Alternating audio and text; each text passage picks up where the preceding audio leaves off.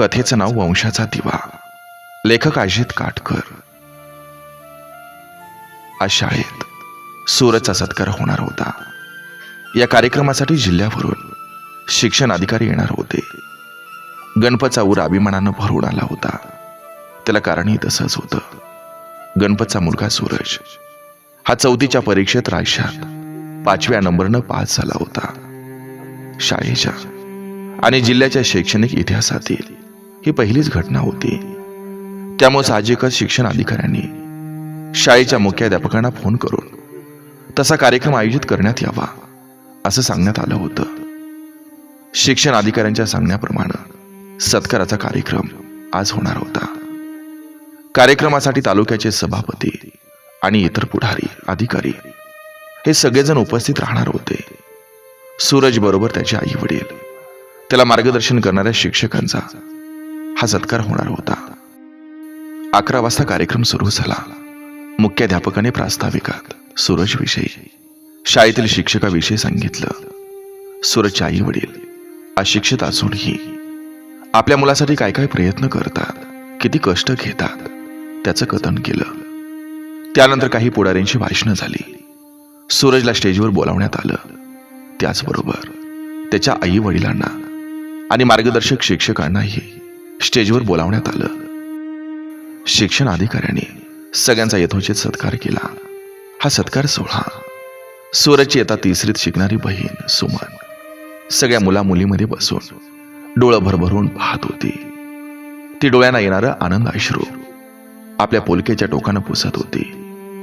आपल्या भावाच्या वाटणीचं काम करून अप्रत्यक्ष त्याच्या अभ्यासामध्ये मदत करणाऱ्या या लहानगीला स्टेजवर बोलावण्यात सोयीस्करपणे सगळेजणच विसरले होते.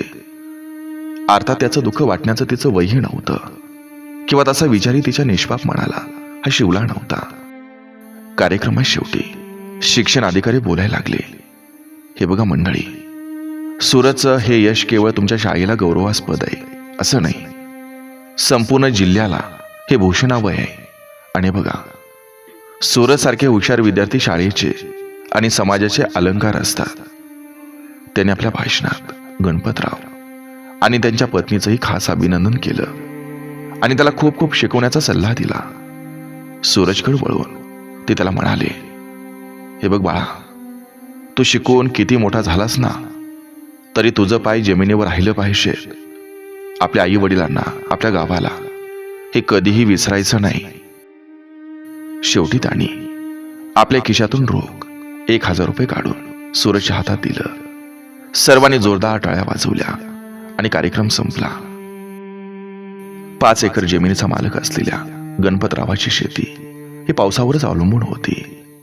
विहिरीत उपलब्ध असलेल्या पाण्यावरच तो आपली शेती अत्यंत कसोटीनं करत होता. मिळालेल्या उत्पन्नात आपला कुटुंब कबिला हे चालवून 2 मुलांचं शिक्षण करत होता. हे सगळं करायला त्याला तारेवरची कसरत करावी लागत होती. सूरज एक इयत्ता अधिकाधिक मार्क घेऊन पास होत होता. त्याच्या पाठोपाठ सुमन ही पास होत होती. अभ्यासामुळे सूरज घरी कोणतंही काम करत नव्हता, पण सुमनला मात्र आईच्या मदतीसाठी पळावं लागत होतं. त्यातच सूरज इतके मार्क मिळत नसल्यामुळं आई वडिलांचं टोमणं ऐकून तिला घ्यावं लागत होतं. 10वीच्या परीक्षेचा निकाल लागला. सूरज केंद्रात पहिला आला. शाळेत त्याचं कौतुक करण्यात आलं. गणपतनं सूरजला शाळेतील शिक्षकांच्या मदतीनं शहरातील नामांकित कॉलेजमध्ये प्रवेश मिळवून दिला. 2 वर्षापासून सूरज शहरामध्ये शिक्षण घेत होता. गणपत त्याला न चुकता प्रत्येक महिन्याला पैसे पाठवत होता. पैसे पाठवताना त्याची दमछाक होत होती, पण गणपानं त्याचा साधा विचारही केला नाही. सूरजनं चांगल्या मार्काने 12वी परीक्षेत यश संपादन केलं. 12वी चांगली मार्क मिळाल्यानं सूरजनं इंजिनिअरिंग कॉलेजला प्रवेश घ्यायचं ठरवलं. पण जेव्हा गणपतनं प्रवेश फीचा आकडा ऐकला ना, तेव्हा मात्र त्याचा उत्साह मावळला. इंजिनिअरिंगला प्रवेश घ्यायचा हे का सूरजनं सुरूच केला, पण तेव्हा मात्र गणपतचा नाईलाज झाला. त्यानं सावकार राखून कर्ज घेतलं आणि सूरजला पुण्यामधील एका इंजिनिअरिंग कॉलेजमध्ये प्रवेश घेऊन दिला.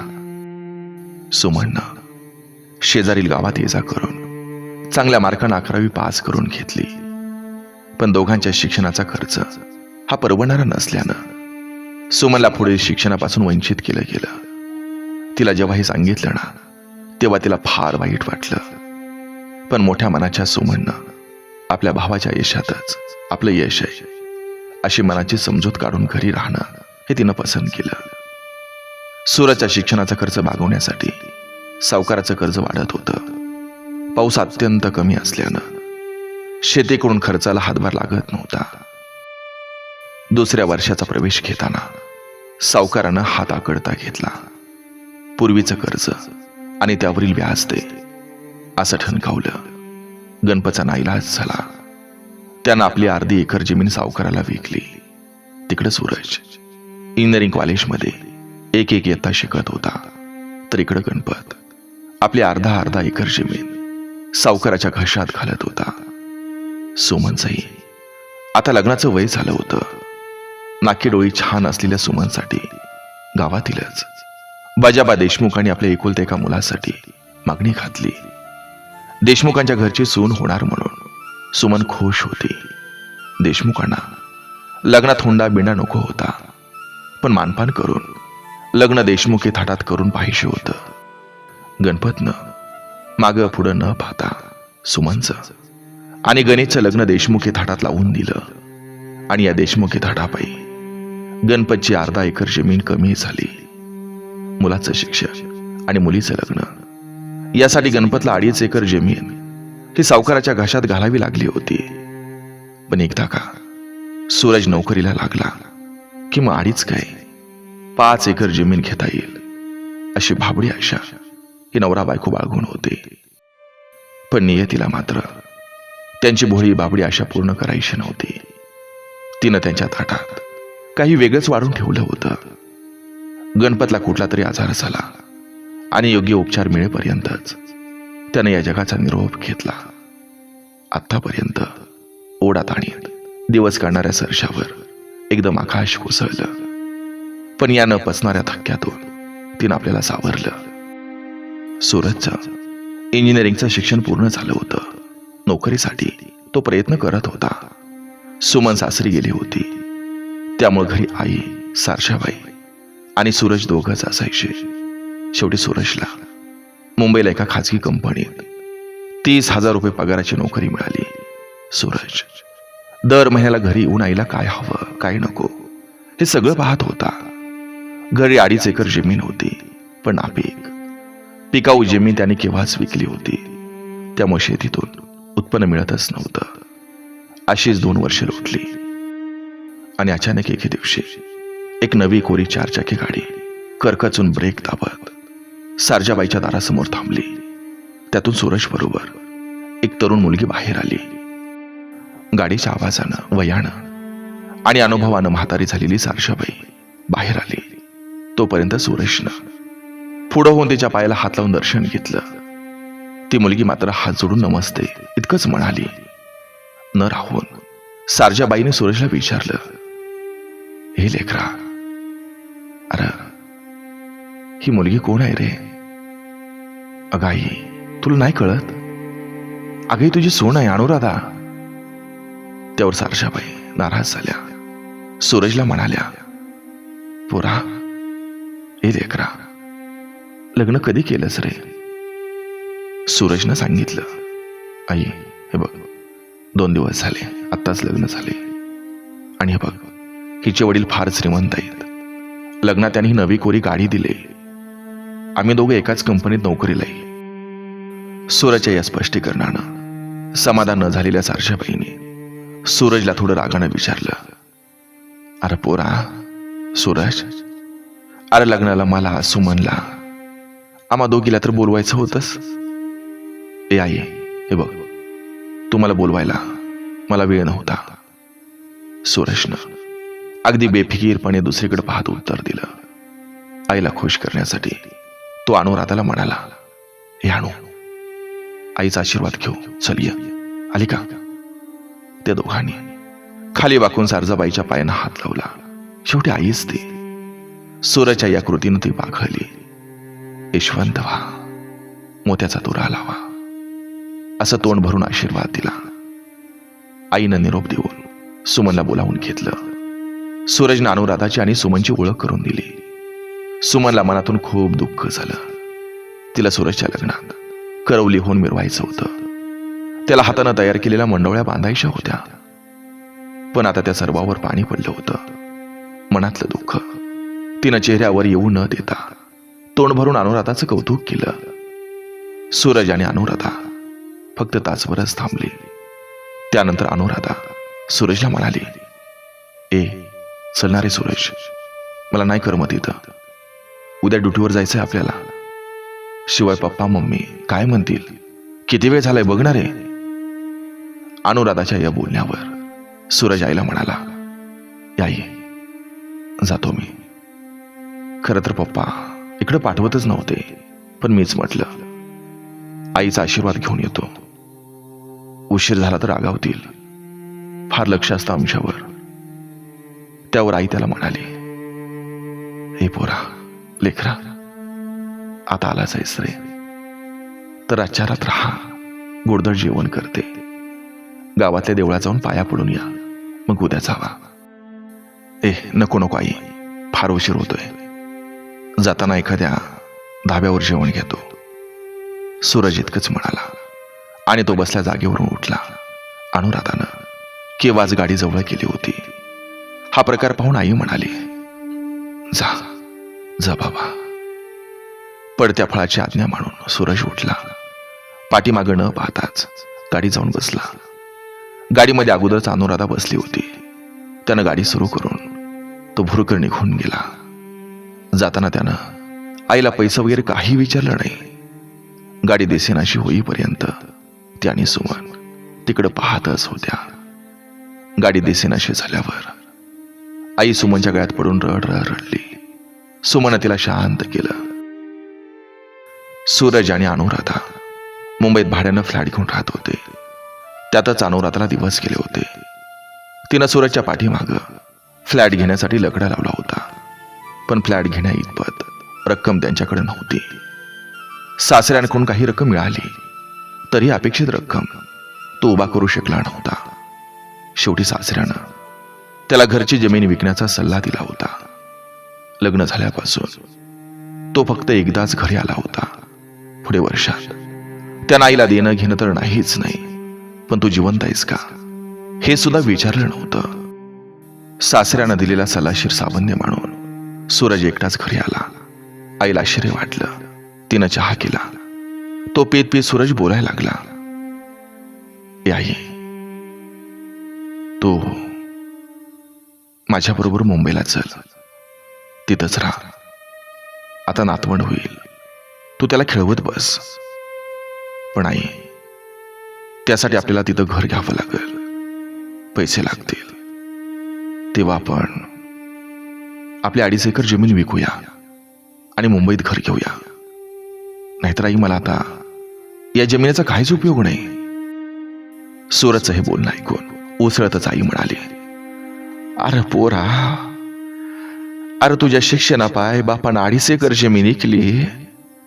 तुला नोकरी लागल्यावर ती परत घ्यायची अशी त्याची इच्छा होती. आणि तू तर म्हणतोय राहिलेली जमीन विकून घरी घेऊ.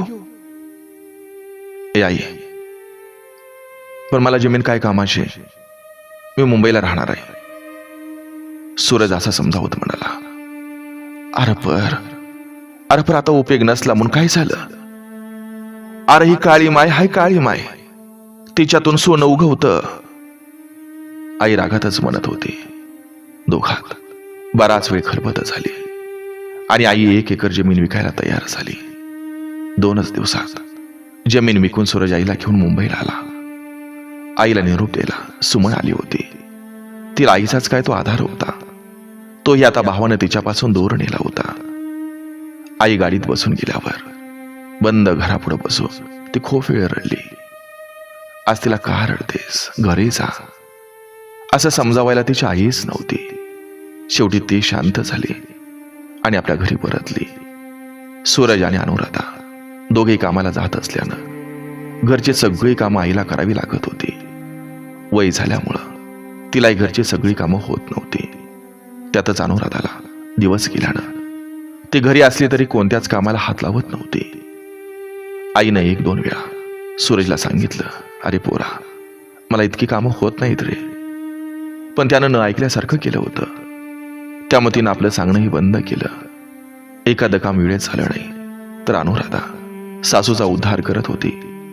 सूरज मात्र ऐकून न घेतल्यासारखं करत होता. अनुराधा बाळंत झाली, तिला मुलगा झाला त्या आनंदातच सूरजनं त्याचं बारसं झोकात करायचं ठरवलं. बारशाला अनुराधाचे आई वडील, इतर नातेवाईक, मित्रमंडळी ही सगळी गोळा झाली होती. आईनं सूरजला सांगितलं, अरे लेकरा, मुलाच्या आत्या सुमनला बोलाव, नाव ठेवायला आत्या पाहिजे. त्यावर सूरज म्हणाला, ए आई, ते सगळं जुनं झालं. ती गावंढळ बाई येऊन म्हणे मुलांचं कान फुंकून कानात कुर करून नाव ठेवणार. अगं इथं स्टँडर्ड लोक येणार आहेत, पाहुणे येणार आहेत. शेवटी मुलाच्या आत्याशिवाय बारशाचा कार्यक्रम पार पडला. सूरज सासऱ्याला पप्पा आणि सासूला मम्मी म्हणत होता. हे आईला आज कळालं होतं. आईवर आता कामाचा ताण पडत होता, त्याचे काय नाही. पण बारशाचा कार्यक्रमात तिला कुठेही मानाचं स्थान मिळालं नव्हतं. त्यामुळे ती कष्टी झाली होती. सूरजचा मुलगा आर्यन लहानाचा मोठा होत होता. त्यात त्याची आईशी ही म्हातारी होत होती. एके दिवशी मात्र सारं विपरीत घडलं. आर्यन तापानं फणफणला. त्याला दवाखान्यात ठेवला, पण सगळं व्यर्थ. आर्यनची दृष्टीच गेली. डॉक्टरांनी सांगितलं, हे बघा, आता आर्यन तुमचा या डोळ्यांनी पाहू शकणार नाही. त्याच्या डोळ्यांच्या नसा चांगल्या आहेत, पण जर का दुसरे डोळे बसवले ना तर मात्र दिसण्याचे चान्सेस आहेत. विचार करा. काय दुसरे डोळे? सूरज असं चमकून म्हणाला, हो, दुसऱ्या कुणाचे तरी डोळे. पण हे बघा, दोघांचाही रक्तगट एकच असला पाहिजे. डॉक्टरांनी स्पष्टीकरण केलं. आर्यनची दृष्टी गेल्यापासून सूरज आणि अनुराधावर दुःखाचा डोंगर कोसळला. ही बातमी जेव्हा आईला कळाली ना तेव्हा ती खूप रडली आणि काही वेळा विचार करून बोलली, हे पोरा, हे लेकरा, माझा एक डोळा आर्यनला बसवा, मी देते त्याला. सूरजला आणि अनुराधाला आश्चर्य वाटलं. आपण तिची किती अवहेलना केली तरी आईचं मन किती मोठं आहे हे त्यांना कळून चुकलं. दवाखान्यात आईला नेहून रक्तगट तपासला तर आर्यनच्या रक्तगटाला जुळला. शेवटी तो तिच्याच वंशाचा होता. ऑपरेशन करून आईचा एक डोळा काढून आर्यनला बसवला. एका आठवड्यानंतर आर्यनच्या डोळ्यावरची पट्टी काढली. आर्यनच्या डोळ्यावरचं ऑपरेशन हे यशस्वी झालं होतं. तो आता एका डोळ्यानं पाहू शकत होता. आर्यनला घरी आणलं. तो घरातून रांगायला लागला. आईच्या वाट्याला चांगले दिवस येण्याऐवजी खडतर दिवस यायला लागले. तिच्या कामात काही फरक पडला नाही. जेव्हा जेव्हा आर्यन आजीच्या नजरेत यायचा ना तेव्हा तेव्हा तो जोरात रडायचा. आणि हा प्रकार दिवसेंदिवस वाढत गेला. तेव्हा अनुराधानं आईला स्पष्ट सांगितलं, हे बघा, तुमचा तो विद्रूप चेहरा पाहून आर्यन भेटतोय. काय बोलते का तू? सुनबाई, मग मी काय करू? हे बघा, आर्यनला तुम्ही इथं नको आहात. पोरे, अगं मी कुठं जाऊ? हे बघा, तुम्ही गावाला जावा, नाहीतर तुम्हाला आता पूर्वीसारखं कामही होत नाहीत. अनुराधा निर्विकारपणे बोलत होती. काय गावाकडे जाऊन मी काय करू? काय खाऊ तिथं? मला कुणाचा आधार तिथं? अगदी अगतिकतेनं आईने विचारलं. त्यावर अनुराधा बोलली, हे बघा, मग त्याला आम्ही काय करायचं? पोराला तुमची भीती वाटते. होणारे सूरज, कळतं ना तुला? सूरज काहीच बोलला नाही. अरे बोलणारे सूरज. अनुराधा सूरजला शेवटी रागानं बोलली, हे बघा आई, तू घरी जा, मी तुला पैसे पाठवेन. बायकोच्या दबावात सूरज बोलला. आईने विचार केला. बायकोचा बैल बनलेल्या पोराला बोलण्यात काहीच अर्थ नव्हता. बरं, मग मी जाते गावाकडं. आक्तिकतेनं आई बोलली. दुसऱ्याच दिवशी सूरजनं आईला गावाकडे जाणाऱ्या एसटीत बसवलं. आई गावात आली. आई स्टँडवर आली आणि हे कळताच सुमन धावतच गेली. तिनं आईची पिशवी घेतली आणि दोघी सुमनच्या घरी गेला. बाजाबा देशमुखांनी तिचं स्वागत केलं. त्यांना मुंबईतील घटना कळाली होती. 2 दिवस झाल्यानंतर आई तिच्या घरी जाण्याचा हट्ट करायला लागली. सुमनच्या नवऱ्यानं, सासऱ्यानं, सासूनं विनवण्या केल्या, पण आई ऐकायला तयार नव्हती. शेवटी ती सुमनला घेऊन आईच्या घरी गेली. सुमन आईचं घर स्वच्छ करून दिलं. आई स्वतःपुरता स्वयंपाक करून कसं बसं दिवस काढायला लागली. अधूनमधून सुमन डबा देत होती, तर कधी स्वतः येऊन तिला मदत करत होती. 1.5 एकर जमीन होती, पण पाणी नसल्यानं ती पडूनच होती. येताना सूरजनं दिलेल्या पैशावर कसं तरी भागवत होती. दिवसेंदिवस आई खंगत चालली होती. एके दिवशी सूरजची गाडी दारात येऊन थांबली आणि आल्या आल्याच त्यानं आईकडे जमिनीचीच मागणी केली. तो म्हणाला, ए आई, मला परदेशी जायचं आहे. मला पैशाची गरज आहे. राहिलेली जमीन मी विकून पैसे नेणार आहे. मला परदेशी जाता येईल. त्यावर समजावणीच्या सुरात आई म्हणाली, अरे पोरा, अरे माझ्या माघारी तूच तर या जमिनीचा मालक आहेस, पण आता तुला मी जमिनी विकून नाही देणार बाबा. त्यावर सुरेश म्हणाला, ए आई, नंतर मला जमिनीचा काय फायदा? आता मला पैशाची गरज आहे. वादानं वाद वाढत गेला. दोघे ऐकायला तयार नव्हते. सूरज आल्याचं कळल्यावर सुमन तिथं आली. अगोदर चिल्लीला सुमननं बोलायला सुरुवात केली. अरे चांगला शिकला सवरलेला मुलगा तू. मुंबईला आईला काय वागणूक दिलीस? अरे आज तिच्या डोळ्याने तुझा पोरगा जग बघतोय. विसरला का तू? आणि तूच आईला टाकलंस तर तिनं कुणाच्या आधारानं जगायचं र? त्यावर सूरज बोलला, ए, मी तिला काही कमी पडू देणार नाही. अरे ती तर सगळ्या गावांनी पाहिलेच ना. सुमन रागातच बोलत होती. सुमनच्या या बोलण्याचा सूरजला राग येत होता.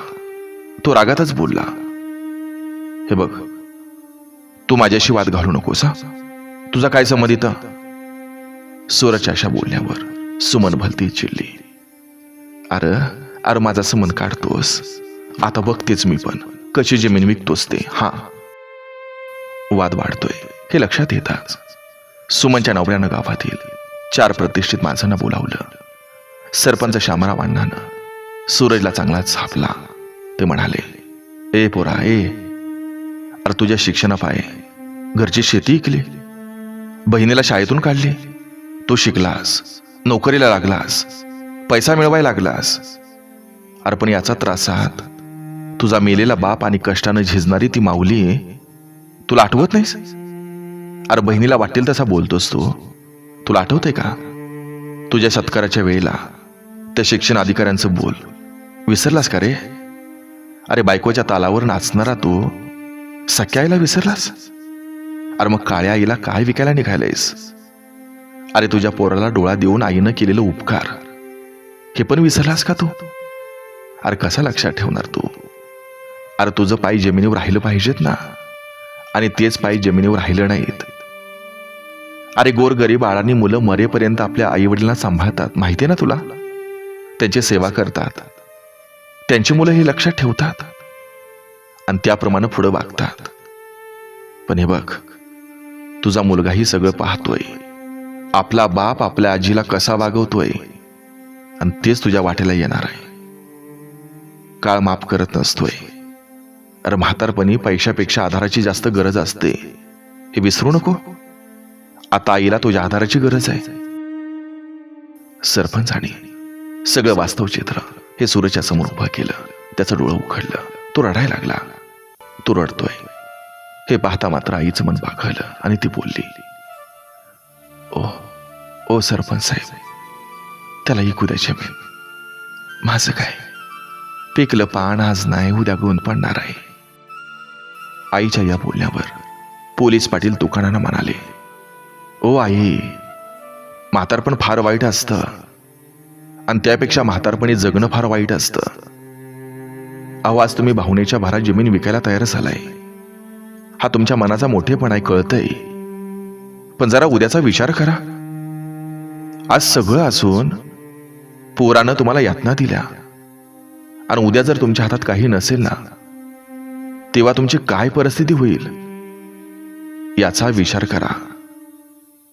क्षणभर विचार करून पुन्हाही म्हणाली, हे बघा, त्यात काय व्यावघड नाही. जोवर हात पाय साथ देते आल तोवर इथं राहीन, नाहीतर पंढरीला जाऊन इटोरायच्या चरणावर राहून भीक मागेल. आईचंही बोल ऐकून ओसळून सुमन म्हणाली, हे बघा आई, मी बरी तुला भीक मागू देईल. लेकानं टाकलं म्हणून काय झालं, तुझी लेख आहे अजून. यावर बराच खल झाला. शेवटी 1 एकर जमीन विकून पैसे देण्यास आई तयार झाली. आणि तशाही अवस्थेत सूरजला मनातल्या मनात आनंद वाटला. उरलेल्या जमिनीवर मात्र त्यांना आपला हक्क सांगायचा नाही असे सांगण्यात आलं. बैठक मोडली. सूरजने राम सावकाराला जमीन विकून काही पैसे आईला दिलं, आणि बाकीचं सगळं पैसे घेऊन त्यानं मुंबई गाठली. काळ पुढे सरकत होता. आईनं अंतरून धरलं होतं. सुमननं सूरजला कळवण्याचा प्रयत्न केला, पण फोन लागत नव्हता. पत्र पाठवलं तर पत्राचं उत्तर मिळत नव्हतं. सुमननं आपल्या नवऱ्याला मुंबईला सूरजला निरोप देण्यासाठी पाठवलं, पण सूरज अमेरिकेला गेल्याचं सांगण्यात आलं. अनुराधानं सुमनच्या नवऱ्याला घरात घेण्याचं औदार्य सुद्धा दाखवलं नाही. फक्त सूरजला कळवते इतकं सांगितलं. सूरजचा अमेरिकेतील फोन नंबर घेऊन तो घराकडे परतला. आई अधूनमधून सूरजचं नाव काढत होती. त्याला मला बघायचंय असं पुटपुटत होती. आईची अवस्था फार वाईट होती. शेवटी आईनं पोराचं नाव घेता घेता जगाचा निरोप घेतला. त्यावेळी सूरजला फोन करण्यात आला. त्यानं इतकं सांगितलं, हे बघा, माझं महत्वाचं काम सुरू आहे. मी अनुराधाला सांगतोय ती आर्यनला घेऊन येईल.